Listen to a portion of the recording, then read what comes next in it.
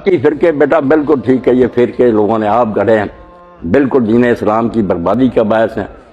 میں یہی چیختا ہوں، چلاتا ہوں انٹرنیٹ پر، اب پوری دنیا میں نا آسٹریلیا سے لے کر سویڈن ڈنمارک تک مرد عورتیں میری طرف رجوع کر کہتے ہیں بابا تیری باتیں سنی ورنہ ہم نے فیصلہ کیا تھا۔ ایک آدمی نے کہا میں اسلام چھوڑنے لگا تھا، اچانک تیرا آ گیا پروگرام۔ کون کافر ہے یار؟ روزانہ اذانوں میں اشہد اللہ اللہ کہہ رہا ہے، اشہد اللہ محمد، اس کے علاوہ کیا گواہی چاہتے ہو؟ اگر خیال میں کچھ فرق ہے، وہ کہتا نہیں ہے صاحب کی یہ تشریح، تو کوئی نہیں، رائے کا اختلاف جو ہے کفر ہوتا۔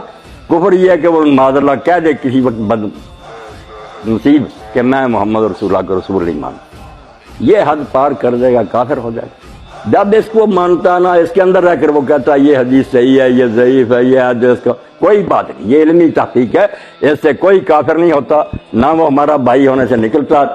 ہر شخص کو میں کہتا ہوں کبھی مسجد کی پیشانی پر نہ پڑھو کہ یہ لکھا یہ بریلویوں کی ہے، عیسیوں کی ہے، یہ جو مسجد ہے قبلہ رخ، وہ آدمی پڑھا رہا نماز ہے، قرآن تلاوت کر گرنتھ پڑھ رہا، اس کے پیچھے کھڑے ہو، تم نے اس کی اطلاع کرنی ہے، قرآن کی کرنی۔ صحابہ کرام سے لوگ کہتے تم خارجیوں کے پیچھے پڑھتے ہو، رافضیوں کہتے یار جب کھڑا ہوتا آدمی قرآن پڑھتا، ہم قرآن کے پیچھے کھڑے ہوتے۔ پہلے کہتے نہیں جی اس کی نماز قبول نہیں ہوگی، پہلے تو آپ یہ فیصلہ ہی نہیں کر سکتے قبول ہونی ہے، دوسرا بالفرض نہ قبول ہو تو آپ کی نماز کو کیا خطرہ؟ اگر منافق نماز پڑھا رہا نہ ہو اس کی قبول، میری ہوگی، اگر میری نیت نیک۔